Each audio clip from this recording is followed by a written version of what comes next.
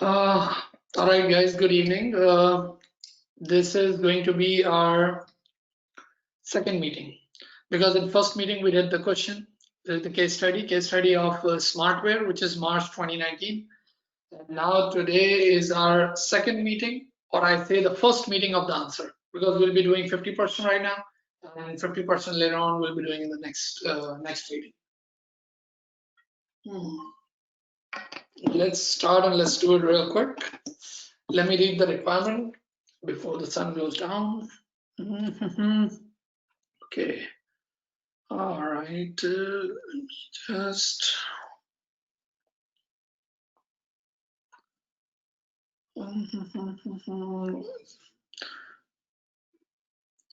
अच्छा ये case study जो है it's not that technical case study क्योंकि ना वो ऐसी इंडस्ट्री भी नहीं है. आपने भी देखा ना कि कैसे भाई स्मार्ट वेयर्स रिटेल फैशन इस पे बात है तो it's not that technical. Just crash. Okay. All right. So what's the requirement? No. SMARTWEAR. The first requirement is it is appearing that let me share my screen also. There you go. It is apparent that the downturn in SMARTWEAR's performance. आपको कुछ याद होगा SMARTWEAR was a cost leader. Say ना fashion retail में cost leader. Performance can be in part attributed to external factors beyond the company's direct control. आपने lectures जब सुने होंगे तो आपको याद होगा कि we talked about two types of environment. One is the micro environment and second is macro environment. जब आप uncontrollable, totally uncontrollable factors की बात करते हो, it means we talking about the macro environment. जिस पे आपका बड़ा अच्छा मॉडल है पेस्टल मॉडल. ठीक है, खैर इसमें ऐसी कोई बात नहीं, it's a professional paper.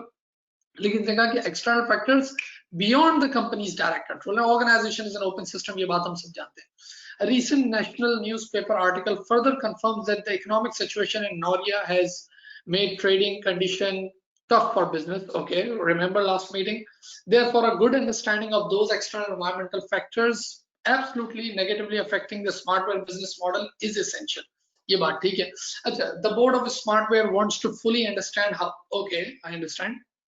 कि भाई वो हमें चाहता है as a consultant that we fully understand the environment. Okay, what's the requirement? Prepare a briefing paper to be presented at the next board meeting which analyzes the environment.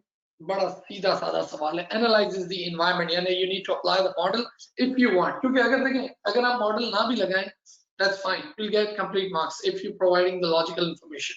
लेकिन जब आप model लगाते हो तो एक सिस्टमैटिक हो जाता है. फॉर एग्जांपल जब आपने पेस्टल की बात की, पॉलिटिकल, इकोनॉमिकल, सोशल, टेक्नोलॉजिकल, एक सिस्टमैटिक पैराग्राफ में आ जाते हैं. तो क्या कहा, to fully understand analyzes the environment in which SMARTWEAR operates and consider how this might impact its business model, mission and strategic goal. Absolutely. और दूसरी requirement क्या है? Yes, ये तो हमेशा मेरा ख्याल है it's always favorite of the SBL examiner that you identify and assess the risk. Assess the major risk presented by SMARTWEAR current business model and suggest appropriate यानी controls. Okay, let's do it here.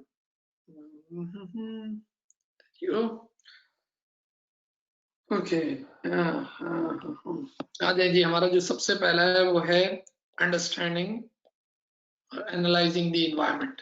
ठीक है, ठीक है. Why environmental analysis is important, ये आपको जाहिर है जब when you are writing a brief note तो आप लिखोगे ना to the board of directors SMARTWEAR that why as a SMARTWEAR as a consultant as a manager we need to understand the environment, not only the macro environment but micro and macro both environment, because organization is an open system. इदारा क्या है, एक open system है. It's an open system and it means organization is highly affected by its environmental influences जो environment में change आते हैं, and also organization through organization activity environment also influence. लेकिन यहाँ पर जो हम बात कर रहे हैं, हम क्या बात कर रहे हैं, how the environment is influencing the organization as an open system. Why we need to understand the environment, so that क्या वजह होती है environment को, so that we can better plan, हम अच्छा plan कर सकें, हम अच्छे डिसीजन ले सकें, may be short term long term, all these things, सही है ना। जब तक आप एनवायरनमेंट को नहीं समझोगे, whether it's political environment, economical environment, आप कैसे, how can you you know get ready for the big threats, get ready for big risk? तो ये environmental study इसलिए भी जरूरी है। Environmental analysis is so important to avail the opportunities. Yes or no? Make great options. जो आपके पास options available होते हैं या opportunities available होती हैं in the environment, if you don't understand the environment, if you don't study the environment, maybe you lose it, ठीक है, और हो सकता है बड़े रिस्क आके आपको खा जाए। तो that's why, तो ये तो एक आपने इंट्रोडक्शन लिखना है, यानी एक तमहीद बांधनी when you are starting it. Okay, for SMARTWEAR we are analyzing, क्योंकि इसने ऊपर रिक्वायरमेंट में लिख दिया ना कि beyond the control, सही है ना, उस पे और ज्यादा अगर आप केस भी देखें तो केस के अंदर भी ज्यादा गुफ्तगू जो है वो मैक्रो फैक्टर्स पे है।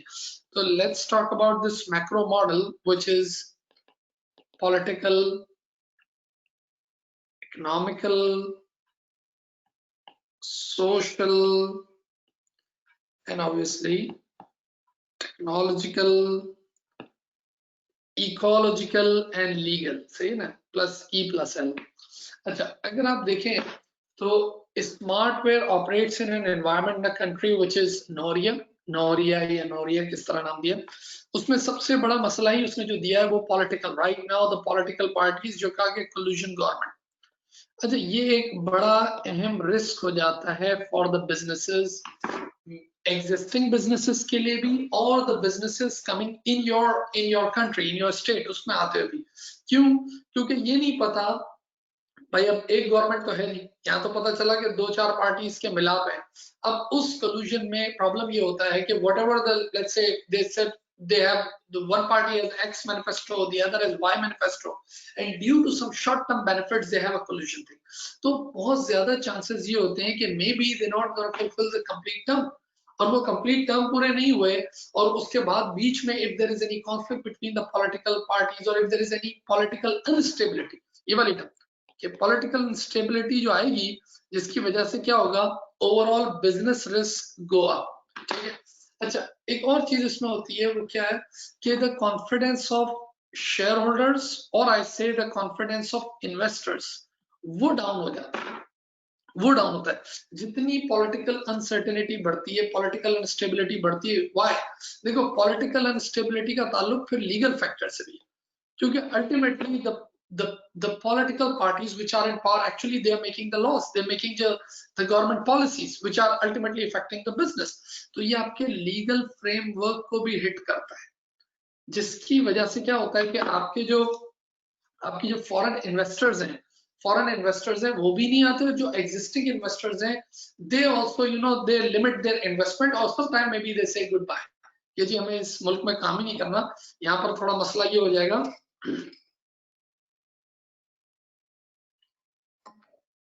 मसला क्या होगा भाई इसमें सबसे बड़ा मसला यही है कि इनके जो पार्टीज के जो रिलेशनशिप होते हैं वो भी शॉर्ट टर्म होते हैं, जिसकी वजह से अल्टीमेटली जो इदारे हैं वो भी शॉर्ट टर्म में फिर यानी एक बड़ा लॉस बेयर करते हैं। फिर इसकी वजह से ये भी होता है, यानी आप स्मार्टवेयर को ये भी बात करेंगे कि when it's already a coalition government, यानी the government is not stable in long run, तो यहाँ पर इनको भी क्या करना है, they need to go for some good short term decisions. इन्हें भी यही देखना है for smartwear, they need to see some short term opportunities, right? So that's the first thing, political environment के इस पे इनको नजर रखनी कि what sort of environment going on, ठीक है ना। और उसमें सबसे बड़ी अहम बात उसने बोल दी the collusion government. Second, if you see the economical environment in which smartware is operating, it's recession going on, okay, but if smartware look at their own business model, अगर ये अपने business model को देखें तो obviously when it's a recession time, people move towards cost leadership, people move towards low price items, उस तरफ जाते हैं। लेकिन with the passage of time, obviously one of the, ये आपने फिर बाद में लिखना होगा कि one of the finance minister या एक आर्टिकल में ये आया जो नौरिया का है कि very soon they will be recovering। तो अब प्रॉब्लम ये होगा कि जब इकोनॉमिक रिकवरी होगी, और आपको पता ही, आप लोग इकोनॉमिक्स में चीजें देखते हो कि when let's say unbranded item, a low cost item and a branded item, जब दोनों करीब एक सिमिलर रेट पे आ जाए, जब हम बात करते हैं इन्फ्लेशन की, अगर कोई ऐसी डिफ्लेशन वाला टाइम आए तो होता ये है कि लोग फिर ज्यादा स्विच करते हैं किस तरफ, क्यों बोलते हैं हम हाई ब्रांड आइटम्स की तरफ जाए, या फिर when there is good employment is up, people have good standard of living, सब कुछ अच्छा है, तो जब ये इन्वायरमेंटल रिकवरी होगी, सॉरी इन्वायरमेंटल कह रहा हूं, इकोनॉमिकल रिकवरी होगी, तो हो सकता है कि इनके जो अभी जो प्रॉफिट्स हैं वो हो सकता है डाउन भी हो, क्योंकि ये ऐसे कॉस्ट लीडर हैं जो एंजॉय कर रहे हैं रिसेशन को भी, तो ये वाले फैक्टर्स को भी देखना होगा, इन्फ्लेशन के नंबर को भी इनको देखना होगा। अच्छा, एक और चीज को भी आपने देखना होगा कि right now what they doing, they are sourcing their products, जो भी इनके कपड़े वपड़े जो कुछ भी बनाते हैं, दे सोर्सिंग फ्रॉम वेयर, ये कर रहे हैं किसी आउटसाइड किसी और कंट्री से कर रहे हैं, लो कॉस्ट इकोनॉमी से कर रहे हैं, तो इनके ऊपर यकीनन ये फॉरेक्स वाला इशू भी आएगा, क्योंकि अगर इस वक्त इन्फ्लेशन का नंबर जो आप देखिएगा, मैक्रो इकोनॉमिक डाटा दिया हुआ है, अगर इन्फ्लेशन का नंबर ऊपर है तो अल्टीमेटली जो इनका, जैसे हम अगर पाकिस्तान की बात करें तो डॉलर भी ऊपर चला जाता है, जैसे इन्फ्लेशन ऊपर है तो डॉलर भी एक कमोडिटी होती है, वो भी ऊपर होती है, and when dollar is up, so obviously when you are importing, your import ultimately the cost goes up, तो इस फैक्टर को भी इनको नजर में रखना है कि right now what they doing, they are actually sourcing from outside the country, दूसरी तरफ से जा रहे हैं, और ये बात हम उसमें भी करेंगे, अभी जो नेक्स्ट रिक्वायरमेंट रिस्क वाली, उसमें भी हम ये वाली बात करेंगे, ठीक है ना, तो ये भी एक बड़ा फैक्टर होगा कि इन्फ्लेशन के नंबर को देखना है प्लस फॉरेन एक्सचेंज को भी, ठीक है। अच्छा, then if you see the social environment, कौन सी इंडस्ट्री में ये, फैशन इंडस्ट्री, फैशन इंडस्ट्री, और इनकी जो प्रोडक्ट है, मैंने शायद आपको लास्ट टाइम भी बताया था कि कुछ इदारे ऐसे हैं, कुछ ब्रांड्स ऐसे हैं, जैसे स्मार्टवेयर राइट नाउ, कि क्या करते हैं, क्विक फैशन चेंज, क्योंकि कस्टमर्स जो हैं they buy low cost item, they get the low cost item, लेकिन अल्टीमेटली उनको क्या चाहिए होता है, ये चाह रहे होते हैं कि कम कीमत में खरीदा, just wear it, trash it, simple, इनको नया फैशन चाहिए होता है, तो सोशल एनवायरनमेंट में इनको ये देखना है कि obviously whatever the inventory they have और the fashion products they already made it, या they have placed the order to their customer, उन सबको इन्होंने भेजा हुआ है, तो उसमें इनको ये फैशन इंडस्ट्री और fast changing social needs, social taste, इसके ऊपर नजर रखनी होगी। एक और चीज भी इसके साथ ही, ये मैं सोशल में भी बोल दूं और इकोलॉजिकल एनवायरनमेंट में भी, खैर इकोलॉजिकल इतना नजर नहीं आ रहा है इस केस में, इकोलॉजिकल से मुराद you talking about the green environment, but society की अगर हम बात करें तो इनको ये भी नजर में रखना होगा स्मार्टवेयर को, as they have already outsource and offshore, and nowadays growing awareness of CSR, corporate social responsibility, वो बहुत बड़ी है, not only for your organization but all those organizations whom you are dealing, ये ऐसा है, ये बातें पहले भी हुई हैं कि भाई मिसाल के तौर पर अगर आप बांग्लादेश से बना रहे हो, no matter your organisation is in Europe but your supplier is in Bangladesh और पाकिस्तान और इंडिया समवेयर, और अगर वहां भी चाइल्ड लेबर वगैरह ये सारी चीजें हो रही है, तो ये भी वो सोशल और इकोलॉजिकल और एनवायरमेंटल रिस्पॉन्सिबिलिटीज में आएगा, तो ग्रोइंग जो सोशल अवेयरनेस है, that's also very important for this smartwear brand, इसके लिए बहुत इंपॉर्टेंट है, ठीक है ना।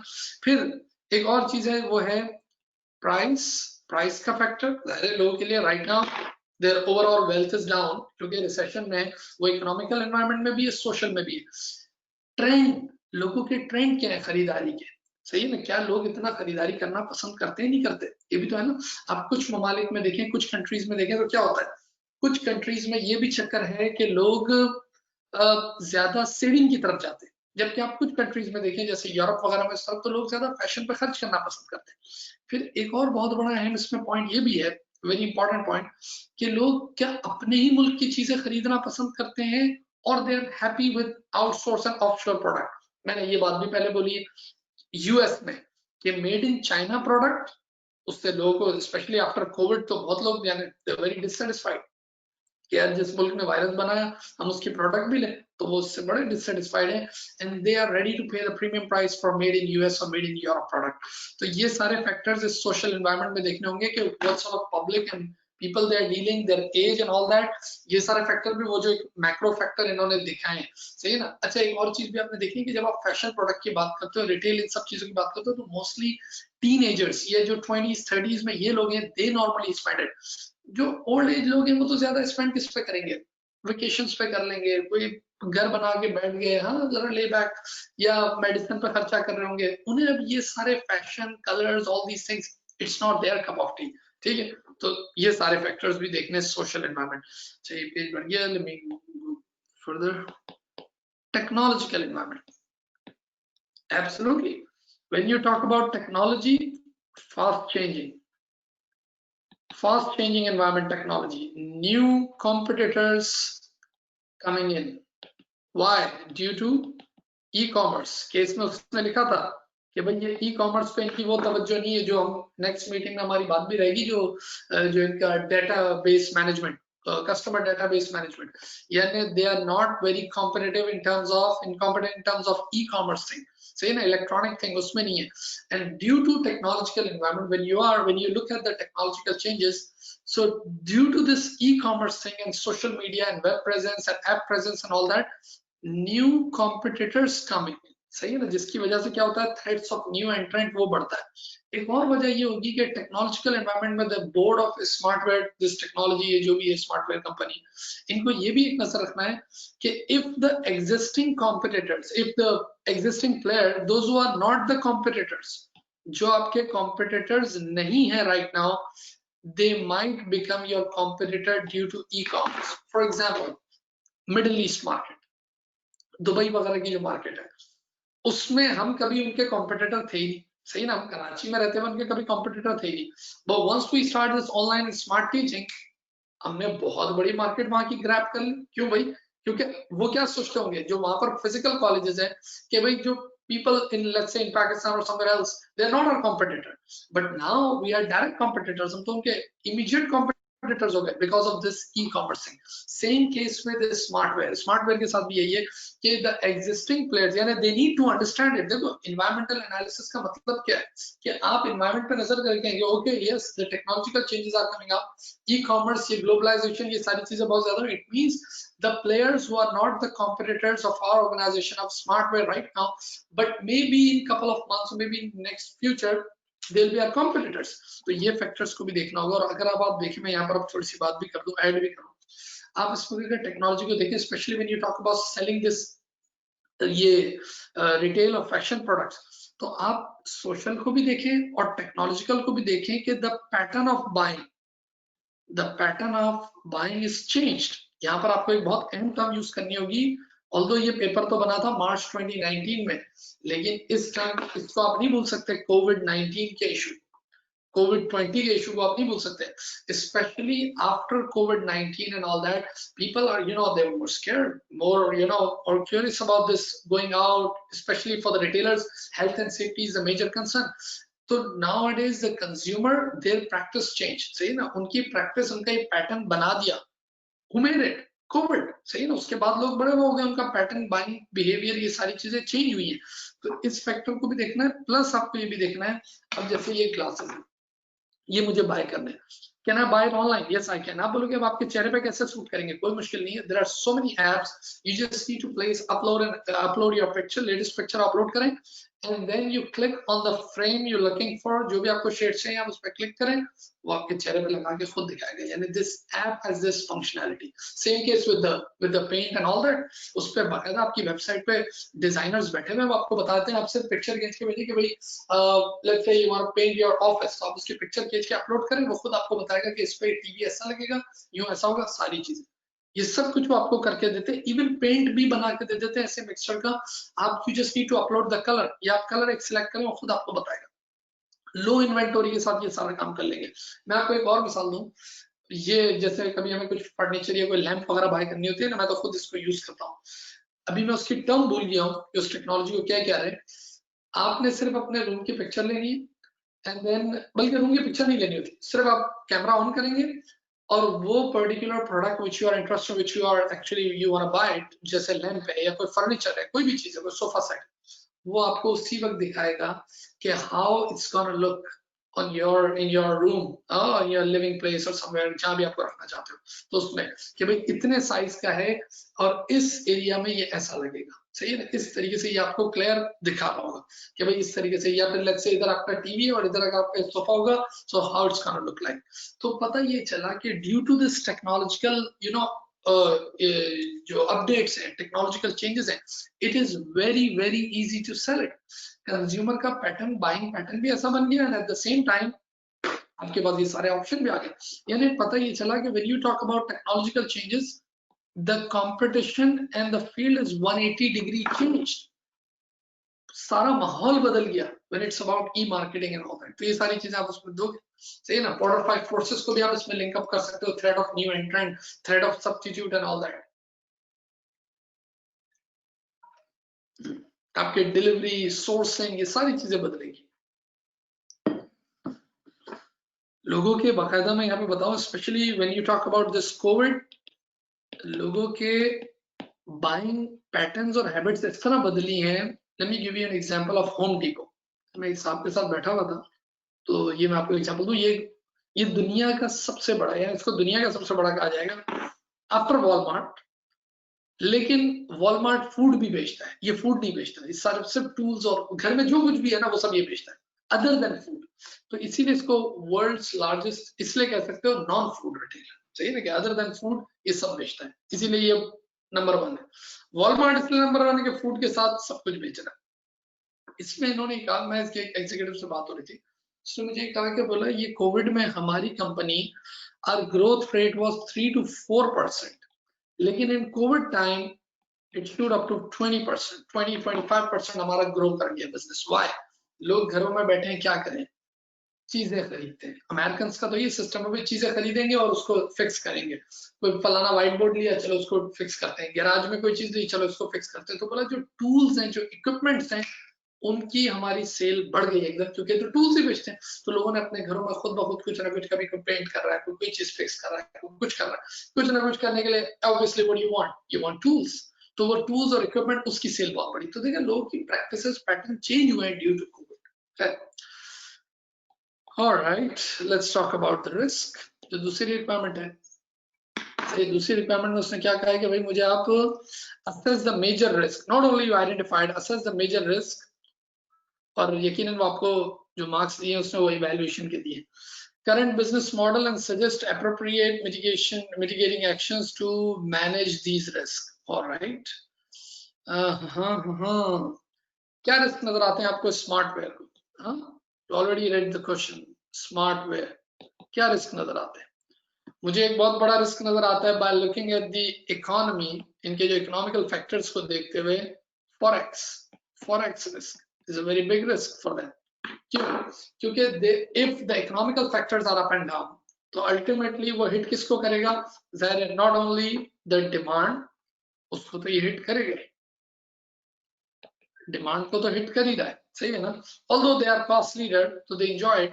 लेकिन यहाँ पर ये देखें कि they are actually selling in local currency. Local currency में ये खरीद बेच रहे हैं, यानी their inflow is in local currency but their outflow in foreign currency. ऐसे ही नहीं है. तो इनके लिए जो फॉरेक्स का जो रिस्क है, it's a very big risk because right now they buying from outside the country, outside NORIA, सही है ना, दूसरी इकोनॉमी से बाय कर रहे हैं. तो जब ज़्यादा इन्फ्लेशन वगैरह ये फैक्टर इनके बढ़ेंगे तो ऑटोमेटिकली ये रिस्क ऊपर जाएगा, फॉरेक्स का risk. This is important risk. इसको कैसे मैनेज करें? ये आप लोग फाइनेंस के बच्चे हो तो आप लोगों को तो इसकी सारी गेम पता है कि भाई आप थ्रू हेजिंग ये कर सकते हैं. हेजिंग यानी कमोडिटीज की, hedging of currency, good long term contract कर सकते हैं. If they have good demand forcing अगर वो कर लें तो ये फिर ये काम भी बहुत अच्छा कर सकते हैं कि long term contract with their suppliers, सही ना, कमोडिटी वगैरह वो हेज कर सकते हैं और बाकायदा करेंसी हेज कर सकते हैं, फॉरेक्स स्पॉट रेट वगैरह इसके थ्रू. तो this is going to be a big risk, forex risk. Not only you identified but assess it, क्योंकि इससे क्या होगा, ultimately their profitability will go down.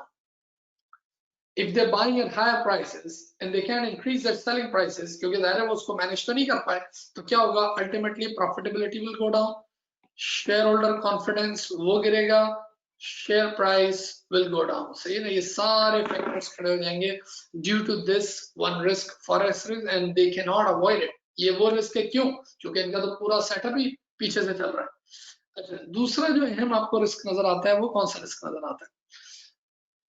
After this covid very big risk is once again their sourcing.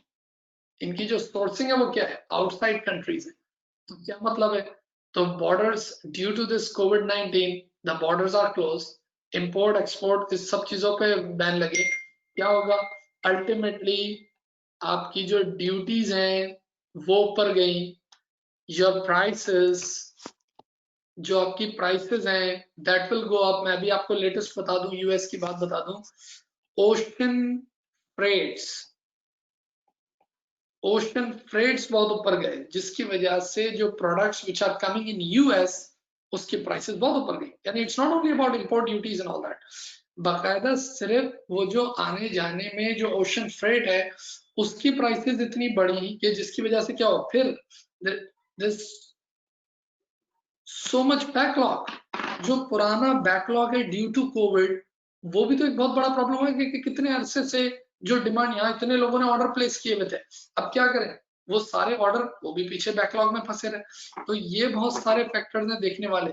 फिर इसमें one of the very important risk, अगर हम ये Covid, क्योंकि मैं 2019 को नहीं देख रहा, मैं तो उसको 2020 और आफ्टर 2020 देख रहा हूँ, तो कोविड वाला रिस्क इसमें चलेगा, जिसकी वजह से अल्टीमेटली क्या होगा, their lead time that may go up, their lead time, कि भाई वो आएगा कैसे माल, lead time will go up, what will happen, customer dissatisfaction, हाँ आपका डिमांड जो है वो स्विच हो जाएगी, दूसरे कॉम्पिटिटर की तरफ चले जाएंगे, क्या करेंगे कस्टमर, क्या करें भाई, आप जीन्स नहीं बेच सकते, ओके और buy from some other store, किसी और डोर पे चले जाएंगे। तो ये एक बहुत बड़ा प्रॉब्लम होगा ड्यू टू दिस रिस्क। ये जो सोर्सिंग का रिस्क आपका बाहर है, it means you are dependent on outside country, you depend on environmental factor, social factor, you are dependent, highly dependent on relationship between government, US and China. सबसे बड़ी बात, नाराज हो गया, उसने कहा ऐप बंद कर दो, यानी टिकटॉक जैसी ऐप के पीछे डोनाल्ड ट्रम्प ने बात कर दिया कि टिकटॉक जैसी ऐप नहीं चाहिए बिकॉज बिलोंग टू चाइना। तो अब आप सोचें कितनी सारी Chinese product, increase the duty, कितनी सारी चीजें उस पर बैन लगा दें, क्या करें। तो these are all big risk, सही है ना। इस वक्त अगर मैं ये बात करूं आफ्टर कोविड, क्योंकि अब आपके पास जो भी सवाल आएंगे वो पोस्ट कोविड आएंगे, तो इस चीज को भी दिमाग में रखते हुए, ठीक है। Then very important risk is obviously market risk, market environmental risk, यानी जो इनका अपना, इनकी अपनी प्रोडक्ट है, अल्टीमेटली इनकी product, taste of people is changed, वो बड़ा फ्रीक्वेंट चेंज होता है, टेस्ट ऑफ पीपल, सही ना, लोगों का टेस्ट चेंज हो। अच्छा, इसी तरह द प्राइस वो चेंज हो, ठीक है। इसी तरह look at your business model, आपका बिजनेस मॉडल क्या है, you are a cost leader, आप कौन हो, कॉस्ट लीडर हो, okay. You enjoy when it's recession, तो भी आप एंजॉय करते हो, you enjoy when people are price sensitive, when people are price conscious, तब तो आप एंजॉय करते हो, बहुत मजा आता है। लेकिन क्या कहना कि जब इकोनॉमी बूम में हो, people have high standard of living, सारी चीजें, तो आपका ये मॉडल तो पिट जाएगा। और फिर एक और चीज आप देखें कि your dependency on only one segment, आप टोयोटा की तरह थोड़ी हो कि you have high segment as well, cost leadership भी है, डिफरेंशिएशन भी है, फोकस भी है, लेक्सस से लेके छोटी टोयोटा तक सब बनाते हो, ऐसा तो नहीं करते। Your business model is dependent on what, only one, cost leadership, कि भाई आप सिर्फ एक मॉडल पे डिपेंडेंट हो। तो ये सारे आपके बिजनेस, यानी जिसको आप मार्केट रिस्क भी बोले, साथ साथ आप इसको स्ट्रेटेजिक रिस्क भी बोले, ये भी एक बहुत बड़ा रिस्क है आपका, ठीक है ना, जो आपकी प्रॉफिटेबिलिटी और इन सब चीजों को हिट करता है। Now how will you manage it, इसको आप कैसे मैनेज करोगे इस रिस्क को, ओके। आपको इन्वायरमेंटल एनालिसिस इसके लिए बहुत जरूरी है, यानी और new segments maybe the कोई फर्स्ट मूवर वाली बात, रेगुलर बेसिस यानी KYC, नो योर कस्टमर, वो बहुत ज्यादा जरूरी चाहिए कि what's your customer taste and needs. आपको not only you identify and evaluate the current needs, but foresee करना होगा फ्यूचर नीड्स को भी, ताकि उसको देखते हुए आप अपनी सोर्सिंग भी कराते जाओ and at the same time, ये जो आप जितने भी पाकिस्तान में टेक्सटाइल वगैरह सारे काम हो रहे होते हैं, तो बाकायदा बहुत सारे इन्होंने बैचेस में ऑर्डर दिए हुए होते हैं कि भाई ये batch A, batch B, batch C, ऐसा थोड़ी होगा तो राइट अवे यार इधर डिमांड आई and you get it right away, no no no, इसके लिए तो पीछे बैकलॉग बड़े ऑर्डर चल रहे होते हैं। ऐसे में कोई ऐसी सीन आ जाए, कोई आग लग गई, अर्थक्वेक आ गया, वॉर हो गई, कोविड जैसी चीज आ गई, वो सब बड़े रिस्क है। तो इसीलिए उसका वो बैकअप प्लान पहले से ही रखते हैं कि भाई कितना माल जो है should be in that country, कितना जो है इसमें रहेगा, कितना पानी में रहेगा, कि भाई कम से कम कुछ इधर हुआ तो इधर से माल तो पहुंचे, that's the thing. Alright, same case इनका, मैंने अभी ऑपरेशनल रिस्क पे भी बात की कि जो सारा जो इनका ऑपरेशंस है वो भी एक रिस्क है, जो हमने करेंसी और उसके अंदर भी साथ बात कर ली। अच्छा, फिर इसके अंदर अगर आप और देखें, they have due to technology the competition risk is high. क्या टेक्नोलॉजी की वजह से भी हमने पीछे ही बात की है, लेकिन यहाँ पर आप अलग से बात करोगे तो competition risk is high, new players they are coming in. Already आपके केस स्टडी में उसने बोला कि भाई इनकी परफॉर्मेंस गिर रही है, इनकी फाइनेंशियल परफॉर्मेंस गिर रही है। क्यों गिर रही है इनकी फाइनेंशियल परफॉर्मेंस? तो इनकी फाइनेंशियल परफॉर्मेंस इसलिए गिर रही है कि कॉम्पिटिटर्स जो है ना, नए कॉम्पिटिटर्स दे कमिंग इन।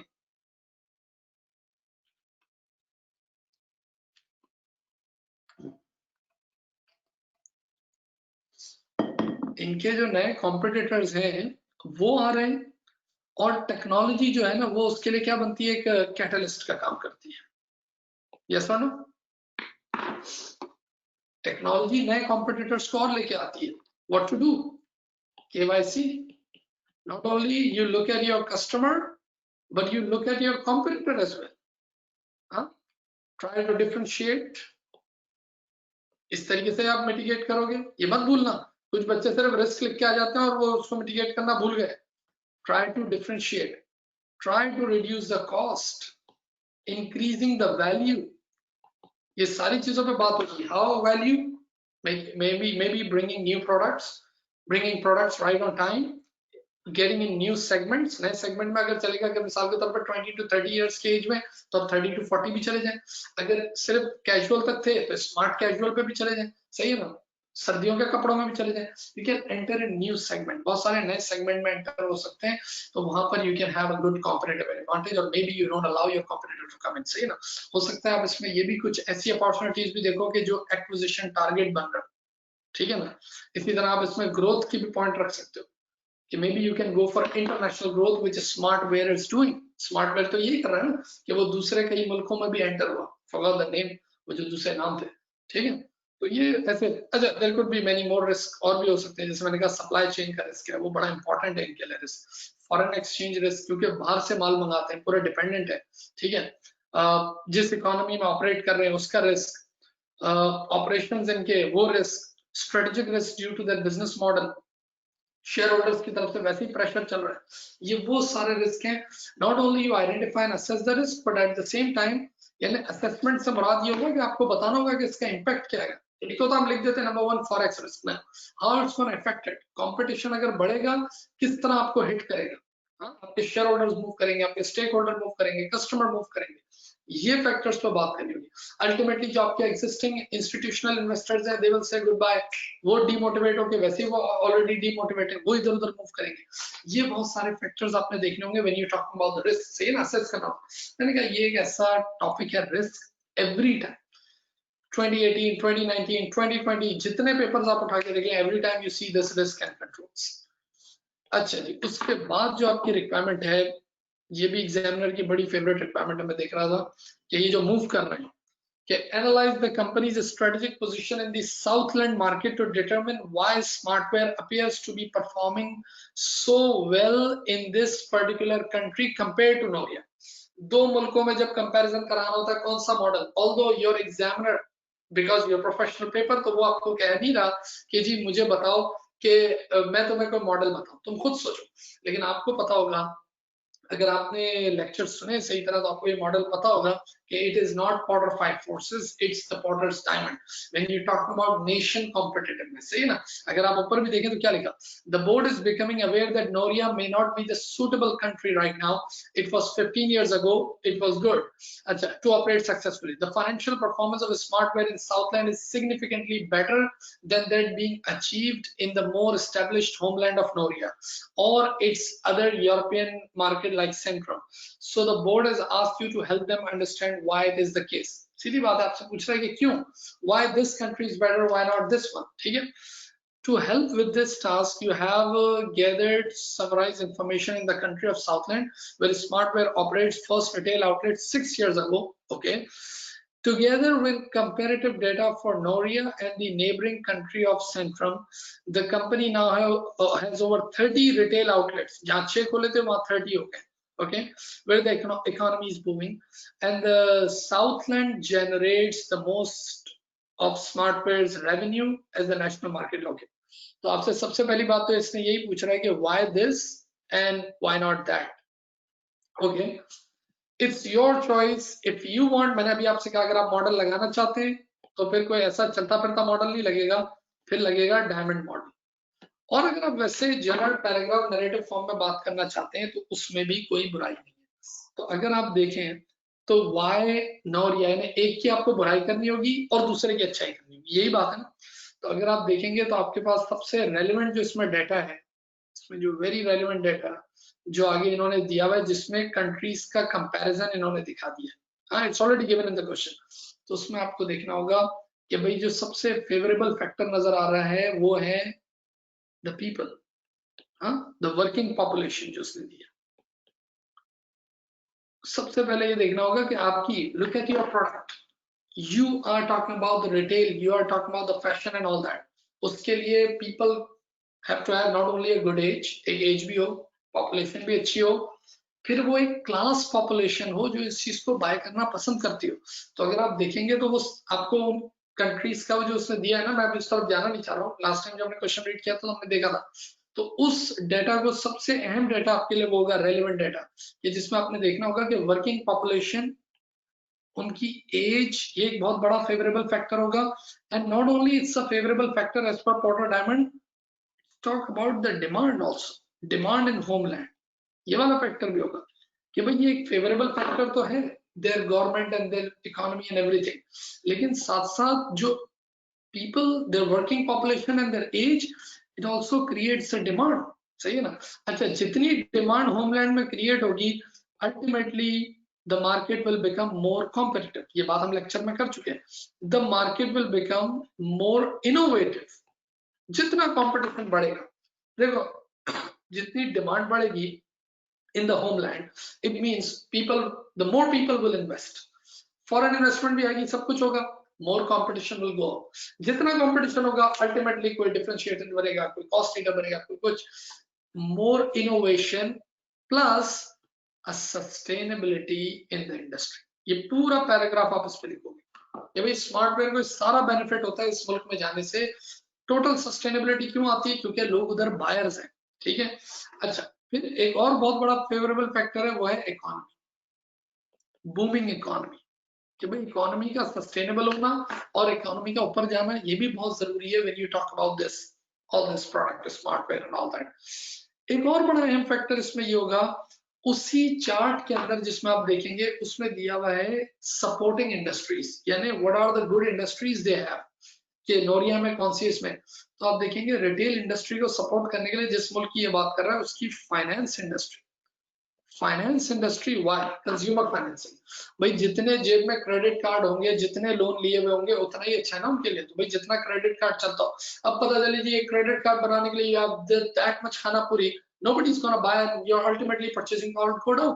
तो पता चला जब फाइनेंस इंडस्ट्री आपके ऊपर होगी, इट मींस कंज्यूमर्स उनके पास भी बहुत होगा, plus once again market will become more competitive, retailers को रनिंग फाइनेंस मिलेगा, रिटेलर को कैपिटल बजटिंग और उसके लिए बड़ा फाइनेंस मिलेगा। तो ये सारी चीजें भी इसके लिए बहुत इंपॉर्टेंट। फिर अगर आप देखें इनकी जो शिपिंग इंडस्ट्री, आप देखिएगा उसके अंदर अगर शिपिंग इंडस्ट्री और इनकी ट्रांसपोर्ट इंडस्ट्री अच्छी है तो वो भी इनके लिए बहुत बड़ा फैक्टर है, ये भी एक बहुत बड़ी सपोर्टिंग इंडस्ट्री है। क्योंकि मिसाल के तौर पे जब आप कहते हो कि यार एक मुल्क की टूरिज्म बहुत अच्छा है, तो उस मुल्क के टूरिज्म को सपोर्ट करने के लिए फूड, रिटेल, फैशन, होटलिंग, ट्रांसपोर्ट, ये सारा इंफ्रास्ट्रक्चर, ये सब कुछ भी तो चाहिए, ये सारे फैक्टर्स चाहिए, तब जाके वो इंडस्ट्री, एक industry which we talk about particular industry, all these industries are going to support that, ठीक है ना। तो ये वाले फैक्टर भी देखने होंगे, इन्हें आपको देखना होगा कि अच्छा फिर एक और चीज देखें, 6 दुकानों से ये इतना ग्रो कर गए, it means the organization structure, the government support, ये कुछ ज्यादा होगा because you have a perfect evidence कि उनके पास 6-7 दुकानें थी, but due to this firm strategy and organization structure and government support ये भी ऊपर गई। अच्छा, एक और चीज भी देखें आप, collusion गवर्नमेंट और कंप्लीट डेमोक्रेटिक सिंगल गवर्नमेंट, तो ये वाला भी आपको फैक्टर लिखना होगा, ये फैक्टर भी आपको लिखना होगा, ठीक है ना। कि भाई इस मुल्क में कोलिजन गवर्नमेंट है और जो दूसरा मुल्क है उसमें कोलिजन गवर्नमेंट नहीं है, जबकि कंप्लीट एक पार्टी जो है उसका होल्ड है and there is a possibility they will complete that term. तो इस तरीके से आपको दोनों कंट्रीज को ही देखना होगा। और पोर्टर डायमंड मॉडल अगर आप लगा दें that's a perfect model for this time. सही है ना, बिल्कुल डायमंड मॉडल लगाएं, आराम से चलेगा। जब भी किसी दो मुल्कों में कंपैरिजन कराना हो, या तो एक की तारीफें करवानी है और या दूसरे को नेगेटिव करना है, तो उसके लिए पोर्टर डायमंड है जूस कंपैरिजन में आपने बताना है फेवरेबल फैक्टर कैसे हैं, डिमांड इन होमलैंड कैसी है, रिलेटेड एंड सपोर्टिंग इंडस्ट्री कैसी है, ये सारी चीजें सब देखना होगा। Economic factor, consumer debt finance उनका कैसा है, इनकी इन्फ्लेशन के नंबर्स कैसे हैं, इनकी इकोनॉमी गोइंग डाउन है या अपवर्ड है, गवर्नमेंट का सपोर्ट कैसा है, पूरे वो चार्ट उसने बना के मेक इट वेरी इजी। सही है ना। ऑलराइट, उसके बाद क्या कहा भाई इसने, ये जो बंद करने वाली बात कर रहे हैं ये भी एक बड़ी अच्छी रिक्वायरमेंट है कि the board agreed that a radical response to the current situation was required. यानी पहली रिक्वायरमेंट में आपसे एनालिसिस करवाया और दूसरी में इन्होंने फैसला सुना दिया कि भाई हमें इन दुकानों को बंद करना है। Required to reassure investors and the stock market by showing them that the Smartwear board remain in control of the business and was willing to take essential action when necessary.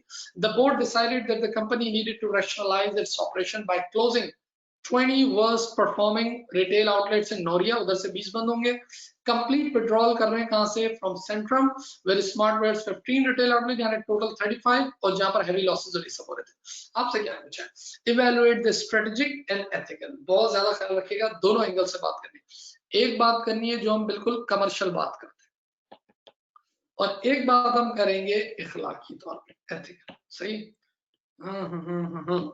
सबसे पहले तो आप ये देखें कि when you talking about reducing it down, सही है ना। अच्छा, प्रोफेशनल मार्क्स आपको दे रहा है स्केप्टिसिज्म स्किल के। एक सेकेंड, स्ट्रेटेजिक अगर आप बात करते हैं, when you talk about strategic thing, देखिए when you are shutting it down, the worst thing, the loss operation, ये वो ultimately क्या होगा, सबसे पहली बात, your profit will go up, your earning per share will go up and your share price will go up। सीधा है, ये तो सीधी बात है। Sometimes it looks like क्या यार, ये वही वाली बात है। मैं अपनी एग्जांपल देता हूँ, कैंसर, कोई ऐसा कैंसर हुआ है जिसम में, तो उसका निकाल देना ही अच्छा है। इसको हम कहते हैं, आप इसके लिए एक टर्म यूज कर सकते हैं, रिवर्स सिनर्जी। रिवर्स सिनर्जी क्या होती है, 4 - 2 = 3 के माना निकाला 2 लेकिन फिर भी बचा 3, यानी ultimately your revenue you will see कि हाँ यार ये 20 स्टोर बंद हो गए, बंद हो गए, but ultimately your profit will go up because they were loss making product. लेकिन उसके साथ साथ एक बड़ा मसला स्ट्रेटेजिकली जो आपको होगा वो क्या होगा, एज यू आर रिटेलर, आप रिटेलर हो ना, you have your big brand which is a smartware, when you're 35 stores from one country you're completely out इधर उधर से, तो obviously competitor will take the benefit। सही है ना, कॉम्पिटिटर इस बात का आपका बेनिफिट लेता है बाय स्प्रेडिंग रूमर्स। कैसे रूमर्स, कि okay we kick them out, although आप खुद बाहर आए हो, लेकिन ये हो सकता है कि कॉम्पिटिटर्स में क्रिएट दिस रूमर कि भाई हमने इनको यहाँ से वाइप आउट कर दिया, जबकि उन्होंने वाइप आउट नहीं किया, आप तो खुद हटना चाहते थे, maybe due to external environmental factor, और हो सकता है maybe due to competitive pressure आप हट रहे हो। तो एक पॉइंट ये भी होगा कि भाई आपका ब्रांड इमेज यहाँ पे डाउन भी होता है इन शॉर्ट टर्म, कॉम्पिटिटर उसको एंजॉय भी करता है, तो एक ब्रांड इमेज वाला पॉइंट भी ये भी। अच्छा, फिर साथ साथ एक और बहुत बड़ा मसला आता है कि obviously when you are going out there are so much formalities, ठीक है, वो सारी फॉर्मेलिटीज जो है वो आपको फुलफिल करनी होगी। फॉर एग्जांपल जो टैक्स वगैरह की हैं, जो आपके employees, hundreds of employees which are going to be redundant, maybe you being sued, आपको कोई sue करता है इसमें, redundancy payment provisions, maybe all those liabilities which were in long run you need to pay right away, उसको पे करना होगा, क्योंकि अब आप ज़ाहिर है चैप्टर 11 करके अब या जो भी आप बंद करके बाहर निकल रहे हो, तो ये सारे फैक्टर्स जो हैं ये चीजें। अच्छा, एक और पॉइंट भी हो सकता है, शेयर होल्डर्स वाला पॉइंट बड़ा अहम पॉइंट है। May be they will enjoy, एक बात क्यों, क्योंकि शेयर प्राइस और ये चीजें बढ़ेंगी, लेकिन एक टाइम ये भी होता है कि when they see कि ओके यार इन्होंने नोरिया से भी इतने बंद कर दिए, they closing down that country also, So there is a possibility they may shut down this also. ये जो साउथलैंड है इधर से भी शट डाउन कर दे. तो शेयर होल्डर का एक एंगल से देखा जाए तो कॉन्फिडेंस डाउन भी होता है और maybe your prospective investor maybe nobody is going to invest with you anymore. सही है ना. तो ये वाले भी एक फैक्टर होते हैं.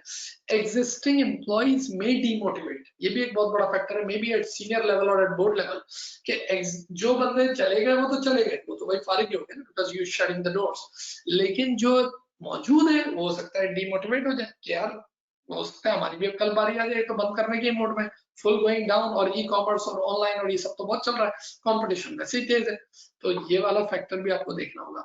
अच्छा, फिर इसमें एक और बड़ा अहम फैक्टर ये है कि when you are saving your losses, ये बड़ा आप कॉस्ट अकाउंटिंग मैनेजमेंट अकाउंटिंग में पढ़ते हैं, जब अपने लॉसेस बचा रहे हो और when you shut down all the stores, your rent cost and employees cost all that, तो you will have new options to invest. नई जगहों पे आप इन्वेस्ट कर सकोगे. ये एक बड़ा अहम पॉइंट है. जो एग्जिस्टिंग स्टोर्स हैं दे कैन बी रीमॉडल्ड, वो रीमॉडलिंग उनकी अच्छी हो सकती है. Maybe you open up new stores, may be with existing stores उस पे आप अच्छे पैसे फंड्स लगा के उसको शूट अप कर सकते हो. Maybe some amount you can invest on training, e marketing, technological stuff, CDM, इन सब चीजों पे भी आप लगा सकते हो. तो ये तो कुछ बातें हो जाएंगी strategy. What is the ethical part? ये स्ट्रेटेजिक वाला मामला तो सही है, एथिकल वाला मामला क्या है? क्या है भाई, इसमें हम बाहर निकल रहे हैं तो इसमें एथिक्स का क्या? सबसे अहम बात, मेरा पैर ना काटो. तो भाई तुम्हारा पैर ना काटा तो पूरी बॉडी काटनी पड़ जाएगी, पूरी बॉडी खत्म हो जाएगी. तो आप इसमें सबसे अहम पॉइंट ये देखें, utilitarianism. Utilitarianism, sorry about my, utilitarianism का मतलब क्या है? Greatest good for the greatest number of people, maximum happiness for the maximum number of people. It looks unethical कि यार ये दुकानें बंद कर रहे हो, obviously you gonna reduce the tax and everything all that, ये बंद करना अच्छा नहीं है. लेकिन अगर ये बंद नहीं किया and the losses will go up, ultimately the whole organisation, the whole brand will shut down, सब कुछ ही खत्म हो जाएगा. तो फॉर द मैक्सिमम बेनिफिट आपको क्या करना है? You need to take the decision which is ethical decision, utilitarianism. फिर अब इसके अंदर एक और बड़ा अहम पॉइंट है, वो है from which perspective, yani this is actually subjective approach. If you look at from shareholders perspective, they will enjoy. If you look at from employees perspective, they are sad. Practical implication ही देखें, share holder के angle से देखते हो तो आप बोलते हो बिल्कुल ठीक है. मैं आपको यहाँ पर जरा कलर चेंज करके बताऊं. देखें, if you see yourself in agency relationship and in stewardship relationship, तो आप क्या बोलते हो? आप तो बोलते हो यार ये बिल्कुल ठीक है. एजेंसी और स्टूवर्डशिप के लिहाज से you are the agent, you are the steward of share holders, you need to take care of share holders. सही ना? That's your responsibility as an agent, as a fiduciary duty. So obviously you are taking the decision to shut it down so that you can survive the company and you can take the share price and everything up. लेकिन अगर आप employ के perspective से देखते हो which are going to be redundant, तो उनके angle से देखा जाए तो हाँ भाई ये उनके लिए अनफेयर या अनएथिकल है. एक और पॉइंट अगर आप देखें यहाँ पर, तो इस वक्त इकोनॉमी नीचे जा रही है, तो ऑब्वियसली एम्प्लॉइज के लिए you were the only option. सही है ना? If you shutting it down, they will have a very tough time in future. बहुत टफ टाइम होगा उनको इन गेटिंग न्यू जॉब. फिर एक और बात अगर आप देखें, वो जो पता नहीं फाइनेंस मिनिस्टर ने कही थी, उनके क्या था वो आप उस क्वेश्चन में देखना. उसमें उसने कहा था कि if we survive for this current year, अगर हम इस तरफ सही चले गए तो बोला होगा क्या कि सून विल रिकवर, हम आगे बढ़ जाएंगे, हम बूम कर देंगे. लेकिन आप क्या कर रहे हो? You are actually shutting it down. So आप एक हिट मार रहे हो इकोनॉमी को भी, इकोनॉमी भी बुरी तरह हिट करोगे. ठीक है, लेकिन अल्टीमेट बात क्या होगी भाई? अब ज़ाहिर है इनको टैक्स भी नहीं मिलेगा, इनके sale tax, income tax, so many things, unemployment will go up. ये सारे फैक्टर्स आप खड़े कर दोगे, which is obviously not good from country's perspective, macro, from employees perspective and all that. But for shareholders perspective and finally आप लिखोगे and the overall stakeholders perspective, you are what? You are a limited liability company. If you end up, if you become chapter 11, if you continue with all these things और ये सारे खराकी काम करते रहे, तो ultimately होगा क्या? अल्टीमेटली होगा ये कि आपका ये पूरा सिस्टम ही बंद हो जाएगा, जिसकी वजह से all those bankers will become bankrupt, your suppliers they're not going to receive anything, your customers, सब कुछ ही खत्म कर दोगे. तो in the best interest of majority and wider stakeholder, you need to take this decision, which is shutting down the stores and all that. ठीक है, आज हम यहीं तक रखते हैं. नेक्स्ट मीटिंग में we'll cover up this complete case study. हमारी 2-3 रिक्वायरमेंट और बचेंगी, फिर हम उसको कंप्लीट करते हैं. ठीक है, अपना ख्याल रखें. लेकिन इसको देखने से पहले आपको खुद से सॉल्व करना है, सही है ना. Same case with the upcoming meeting. चलिए, अपना ख्याल रखें. Good bye.